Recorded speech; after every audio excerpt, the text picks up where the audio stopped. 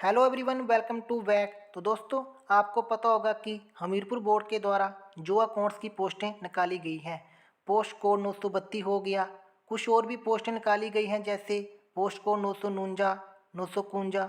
आज की इस वीडियो में हम हमीरपुर बोर्ड का प्रीवियस ईयर पेपर कवर करेंगे। तो आपको एक यहाँ से आइडिया हो जाएगा कि पेपर कैसे पूछा जाता है। और दोस्तों, अगर आप इस परीक्षा को पास करना चाहते हैं तो आपको सभी किताबें पढ़नी होंगी अपने सब्जेक्ट की, जैसे कॉमर्स की +1 से लेकर बीकॉम तक। आज के इस वीडियो में हम जो भी क्वेश्चन के आंसर करेंगे हमीरपुर बोर्ड की ऑफिशियल आंसर की के अकॉर्डिंग। तो चलिए स्टार्ट करते हैं वीडियो को पहले क्वेश्चन से। और चैनल से पहली बार जुड़े हैं तो चैनल को ज़रूर सब्सक्राइब करना और साथ में बेल आइकन को भी प्रेस कर लेना। और दोस्तों, टेलीग्राम चैनल को भी ज्वाइन कर लेना, उसका लिंक आपको मिल जाएगा डिस्क्रिप्शन बॉक्स पर। तो चलिए शुरू करते हैं। तो where is the depreciation account appearing in the trial balance in shown. तो ट्रायल बैलेंस में डेप्रिसिएशन को कहाँ पर दिखाया जाता है? तो ये दिखाया जाता है deducted from the concern assets, option A, घटाकर। The debit balance of passbook show. तो बात करते हैं पासबुक की। तो जो पासबुक का जो डेबिट बैलेंस होता है तो वो दिखाता है overdraft balance.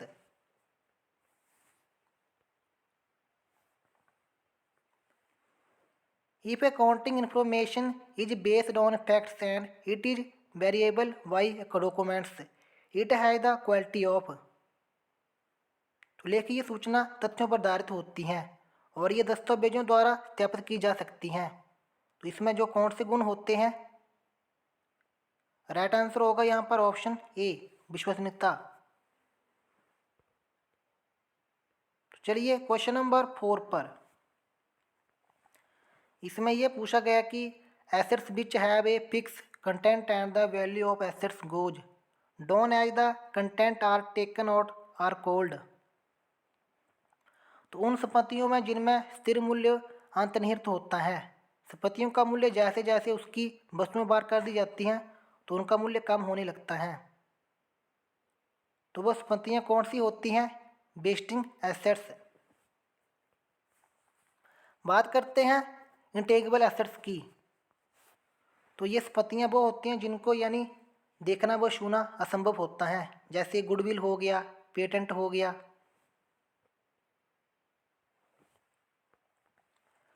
Which of the following is an external cause of depreciation.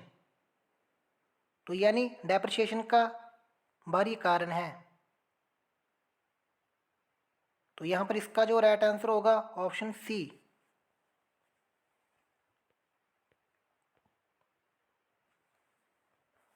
Question number 6। तो इसमें यह पूछा गया कि on early retirement of A bill of exchange who suffers the loss of interest. तो विनिमय पत्र के जल्दी रिटायरमेंट पर ब्याज की हानि कौन वहन करता है? तो ये करता है ड्रॉरर, ऑप्शन ए, आदेशक। Question number 7। Only double side errors are rectified through suspense count.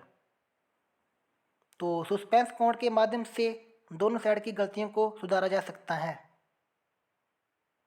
इसमें जो राइट आंसर होगा गलत, ऑप्शन बी, नहीं सुधारा जा सकता।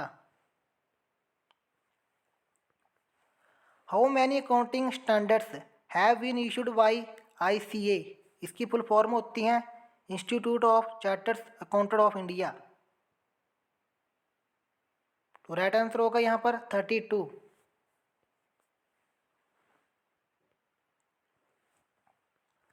Which method of inventory valuation best matches the cost of goods sold with current replacement cost। तो माल सूची की कौन सी विधि बेचे गए माल की लागत के साथ वर्तमान प्रतिस्थापन लागत से उत्तम मेल कराती है? तो ऑप्शन बी। और दोस्तों, इसकी फुल फॉर्म आपको पता है तो कमेंट करके जरूर बताना। तो चलिए क्वेश्चन नंबर 10 पर। इसमें यह पूछ रहा है कि ग्रॉस ब्लॉक मीन्स। तो बात करते हैं ग्रॉस ब्लॉक मीन की। तो ये क्या होता है? तो ये ओरिजिनल कॉस्ट होती है टोटल फिक्स एसेट्स की, option D.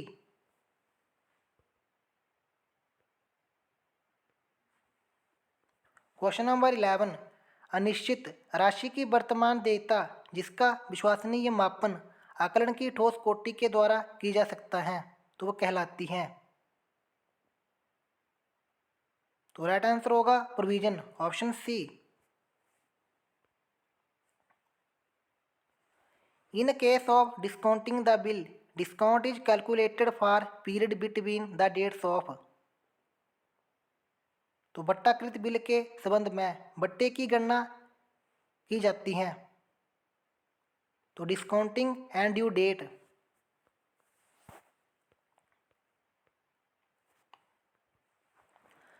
Which of the following is not the limitation of accounting. तो लेखांकन की सीमा नहीं है। तो based on accounting conventions, incomplete information, omission of qualitative information, ये तीनों है। लेकिन ऑप्शन बी नहीं होगा, evidence in legal matters.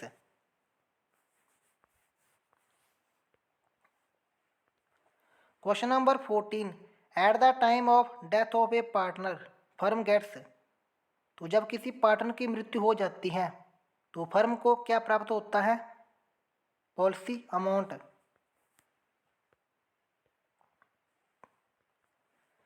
In which of the following accounting entries are made at the book value of assets and liability. तो निम्न किस लेखे में लेखांकन प्रविष्टियां एसेट्स और लायबिलिटी की पुस्तक मूल्य पर की जाती हैं? तो रियलाइजेशन काउंट, ऑप्शन सी, वसूली खाता। In partnership under fix capital account method which of the following account is opened. तो स्थायी पूंजी खाता। तो साझेदारी में कौन सा खाता खोला जाता है? तो पार्टनर्स का कैपिटल अकाउंट भी खोला जाता है, पार्टनर्स का करंट अकाउंट भी। तो राइट आंसर होगा यहाँ पर ऑप्शन सी। तो चलिए क्वेश्चन नंबर नेक्स्ट 17 पर। The amount of goodwill brought in by new partner is transfer to old partner. तो जब किसी नए पार्टनर के द्वारा लाई गई ख्याति की राशि को पुराने पार्टनर में ट्रांसफर कर दिया जाता है, तो वो होती है sacrificing ratio, option C. As per partnership act which of these rights are available to a partner. तो साझेदारी के अनुसार निम्न अधिकारों में से कौन पार्टनर के लिए उपलब्ध होता है? तो सबसे जरूरी equal profit.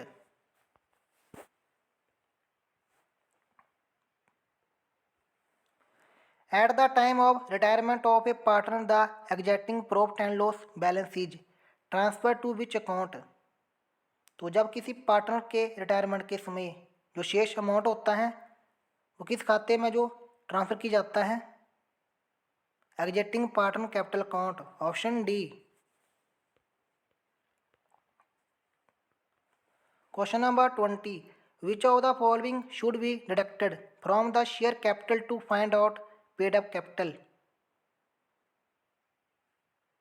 Paid up capital ज्ञात करनी हो तो आप शेयर कैपिटल में से क्या माइनस करोगे? बकाया मांग, call in arrear, option B.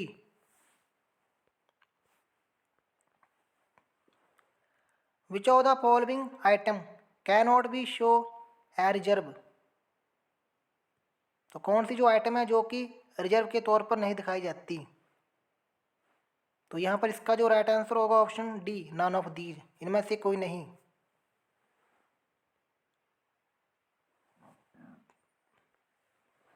Question number 22, buy back of equity share in any financial year shell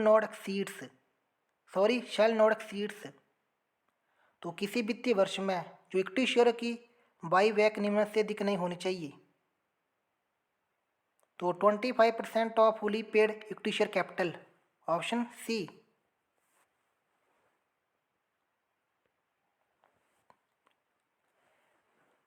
when two or more company liquidate to form a new company it is called.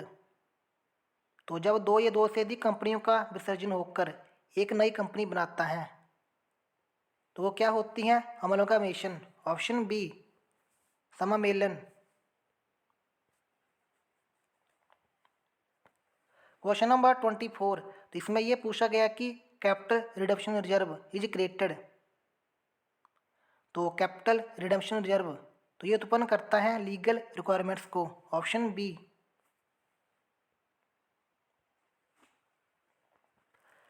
The company nationality is decided by its. तो जो company की राष्ट्रीयता का निर्धारण किसके द्वारा किया जाता है? तो ये किया जाता है रजिस्टर्ड ऑफिस।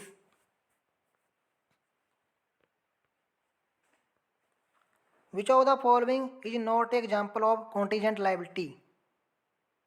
तो बात करते हैं कॉन्टीजेंट लाइबिलिटी की। तो ये वो होती हैं जो किसी अनिश्चित घटना के बाद घटित होती हैं। जैसे आपने किसी को ऋण देने की गारंटी दी हो, जैसे लायबिलिटी अंडर गारंटी ये भी होती हैं इसकी। Liability in respect of bills discounted ये भी होती हैं, लेकिन अंतरिम लाभ नहीं होता। ऑप्शन ए।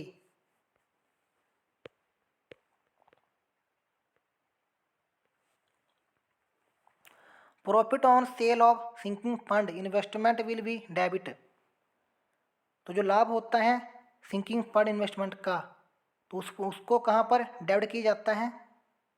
सिंकिंग फंड इन्वेस्टमेंट अकाउंट में। ऑप्शन सी।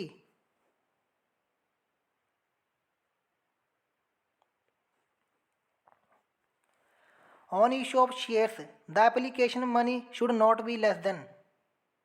तो शेयरों को जारी करना हो तो उसमें जो राशि निम्न में से कम नहीं होनी चाहिए।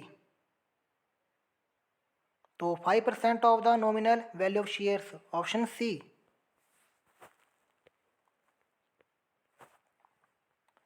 The assets which is not taken under the net assets method of calculation purchase consideration is. तो वो एसेट्स जिसकी गणना नहीं की जाती, वो एसेट जिसकी गणना परिसंपत्ति के अंतर्गत नहीं ली गई है, तो वो कहलाती हैं ऑप्शन बी प्राथमिक खर्चे। Liability of A member in case of private company. तो किसी निजी कंपनी के मामले में जो किसी मेंबर की जो लायबिलिटी होती है तो limited and unlimited. Option C दोनों होती हैं। A company can buy back.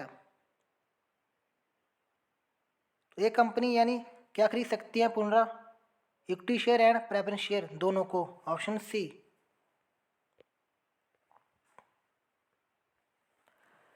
The portion of share capital which can be called up only the winding up of the company. Share पूंजी का वो हिस्सा जो कंपनी के बंद होने की दशा में मांगा जाता है, तो वो होता है reserve capital. Option D.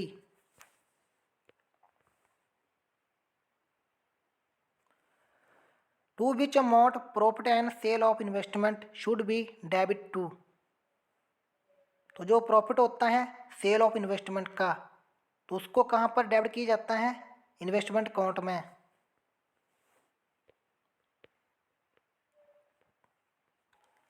For purpose of redemption of preference share company can issue. तो कंपनी इशू करती है इक्विटी शेयर को।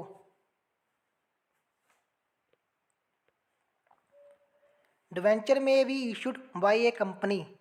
तो किसी कंपनी द्वारा ऋण पत्र जारी किए जा सकते हैं। तो फॉर कैश के लिए भी, for consideration other than cash के लिए भी, एज ए कलेक्टर सिक्योरिटी के लिए भी। तो इसका जो राइट आंसर होगा यहाँ पर all of these. Tax जुडिशन is an example of which environmental factor. तो वो क्षेत्राधिकार किस पर्यावरणीय घटक का उदाहरण है? तो लीगल।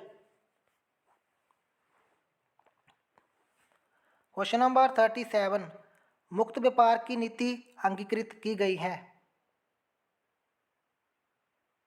तो राइट आंसर होगा capitalist economic system. The sector owned by state या सेंट्रल गवर्नमेंट इज कोल्ड। तो वह क्षेत्र जो राज्य या केंद्र सरकार के द्वारा स्वामित्व में लिया गया हो तो वो कहलाता है joint sector. Medium enterprise is one which has investment is in plant and machinery not exceeding. तो मध्यम उद्यम वो हैं जिसमें जो प्लांट एंड मशीनरी में इन्वेस्टमेंट इससे अधिक नहीं होनी चाहिए। तो 5 crore, option D. Question number 40, which of the following is not a type of partner. तो इनमें से कौन एक पार्टनर का टाइप नहीं है। तो वेतनभोगी, ऑप्शन बी। तो दोस्तों ये थी आज की वीडियो। अगर आपको वीडियो पसंद आई वीडियो को लाइक करना और शेयर करना और चैनल को ज़रूर सब्सक्राइब करना। बाकी क्वेश्चन हम अगली वीडियो में कंप्लीट करेंगे। तब तक के लिए जय हिंद, जय हिमाचल।